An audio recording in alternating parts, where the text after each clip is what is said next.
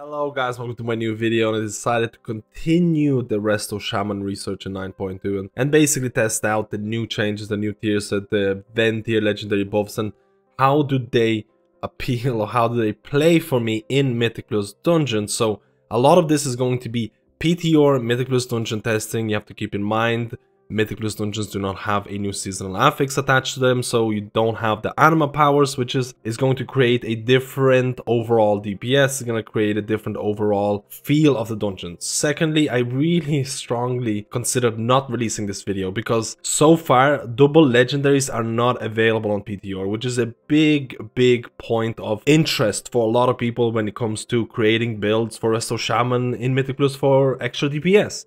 Resto Shamans in raids, and a lot of classes are basically waiting for the double legendary to be available because this is probably going to have the most impact, especially for Resto Shaman in Mythic Plus. These are my thoughts about how the tier set feels in Mythic Plus. A lot of it is field crafting, a lot of it is going to change, so keep that in mind. But let's go and get started with my initial testing of the Venthyr legendary buffs. So for the people who don't know, didn't watch my previous video, Venthyr specific legendary has been buffed. Now it reduces the cooldown of Chain Harvest, which is a Venthyr signature ability or main ability, when Flame Shock crits, which means that you're going to want to maintain Flame Shock as much as possible. Now, if you're using this legendary, if you're using Chain Harvest is a 1.5-minute cooldown, but that cooldown gets reduced drastically by using your Chain Harvest and maintaining Flame Shocks. Now, your legendary is going to shoot out 5 Flame Shocks and is going to shoot out 5 Riptides if they are in the range of the Chain Harvest initial target. You have to remember, if you're using or playing Venthyr and using Chain Harvest, it does have a 20-yard radius around your initial target, which means that you want to use it in the middle of a trash pack or in the middle of friendly players, depending on what you want. In Mythic Plus, most of the time you'll want to use it for DPS because, again, this is a healer video, but a lot of the power of the healers is coming from the fact how much damage they can do. Right now in Shadowlands, in Season 2, every healer can bypass or has enough healing to heal most of the keys out there. The thing that differentiates healers right now is basically how much damage they can do, because every healer has some sort of utility, every healer is capable of healing most of the fights.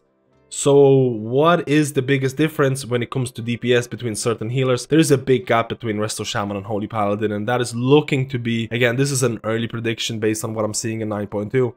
In 9.2, double legendaries, some of the tier sets increases your damage, so a lot of the healers are gonna benefit from any tier set that increases the damage, any legendary that increases their DPS, and I feel like a lot of the healers, depending on what the new seasonal affix is going to be, a lot of the healers are gonna head towards full DPS build, especially in Mythic Plus situations. It's possible that Resto Shaman could even do a similar type of approach in raids, in like Race to World First type of raiding, where Shamans have enough healing, but they need more damage.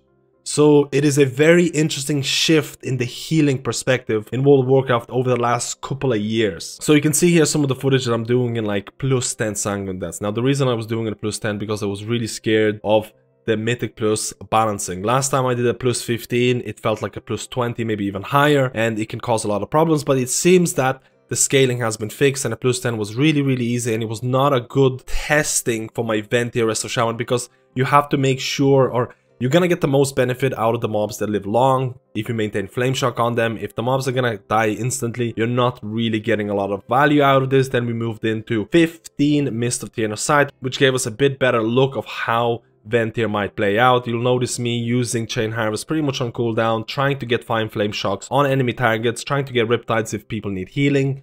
You have to keep in mind, Chain Harvest is actually a pretty potent heal. It can pretty much topple people to full from very low. So it is something that can be really nice in terms of healing, but in terms of damage, maintaining Flame Shocks on everybody you can. You have to keep in mind there is a target cap of 6 Flame Shocks that's being introduced in 9.2. So after using a Chain Harvest, 5 Flame Shocks on enemies. If you have 6 targets, you want to make sure to apply Flame Shock on the 6th target.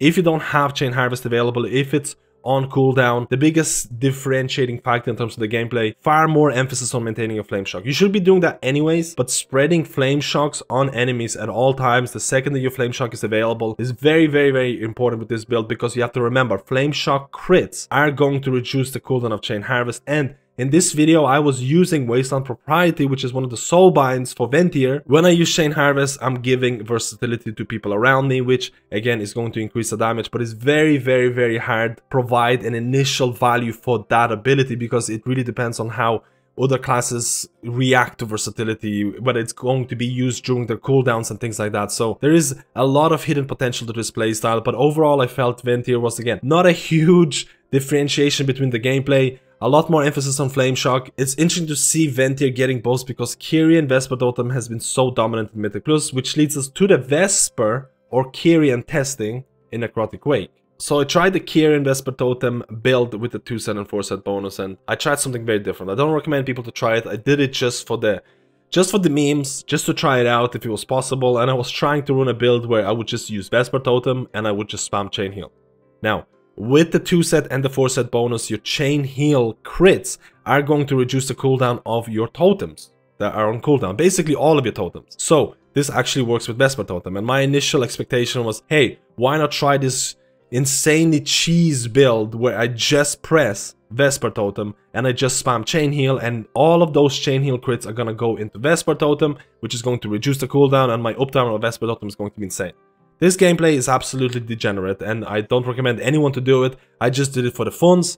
This is something similar to what Holy Paladins kind of have with their tier set, because your Light of Dawns are going to reduce the cooldown of your Avenging Wrath, your wings.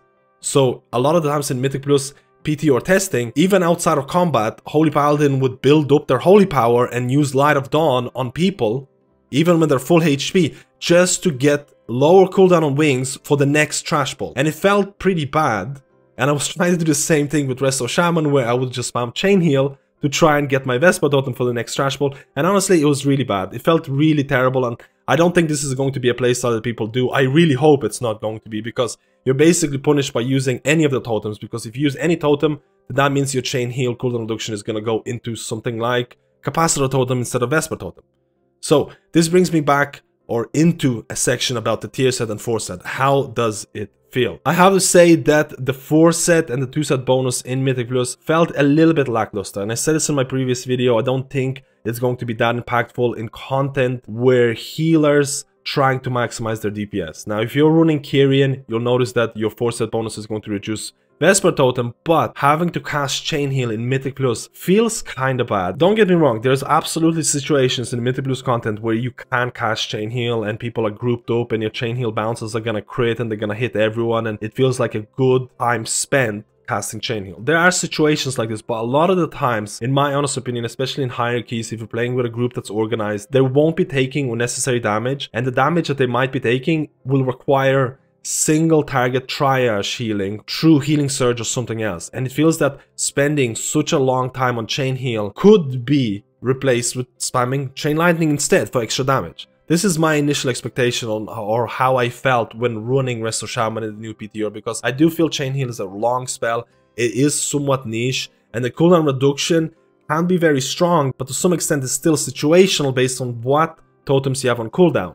So I don't think that the 4-set bonus or the 2-set bonus or the tier set in itself is insanely game breaking or changing in Mythic Plus environment. I might be wrong. This is just very initial expectation with single legendary testing. I do have to say there's one part of the tier set that I really enjoy. The fact that your Healing Stream Totem, which is going to be a Cloudburst Totem in Mythic Plus environment, the fact that your Healing Tide Totem, Mana Tide Totem and Spirit Link shoot out a Chain Heal felt really nice, and something that's actually going to increase your DPS. The fact that you can use a Cloudburst Totem, which the uptime is going to be pretty high, shoots out Chain Heal, which can help you during heavy AoE moments. If you need something else, like using Mana Tide Totem is also going to give you throughput instantly.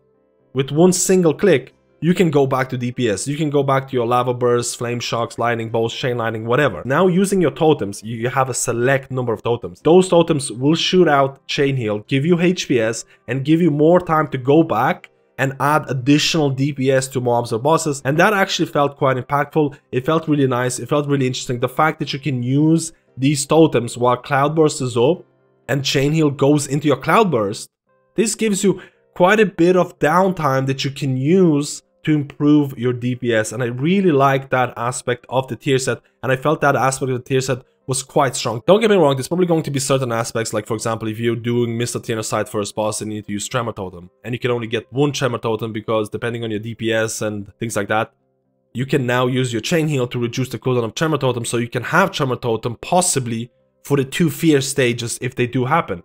And I do think there is going to be certain niche situations where you do want that cooldown reduction really badly, but at the end of the day, I felt that the tier set bonus in itself wasn't as impactful as I hoped for in Mythic Plus environment. I think it's going to be amazing in things like raids, where getting chain heal targets or all the chain heal hits is a lot easier.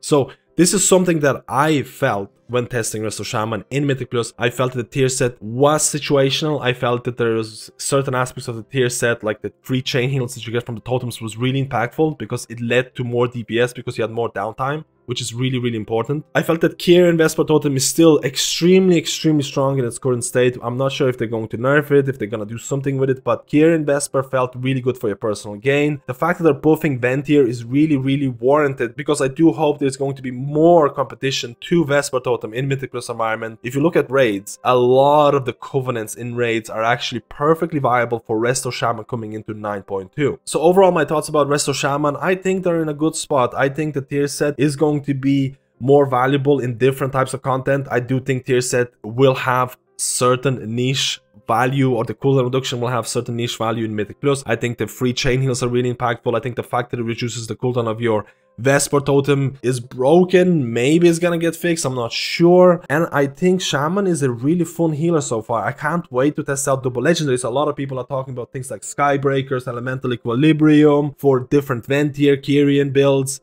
So I think there's going to be a lot more interesting videos and footage coming out when we get the double legendaries. Let me know how you feel about this video, and I'll see you in my next guide.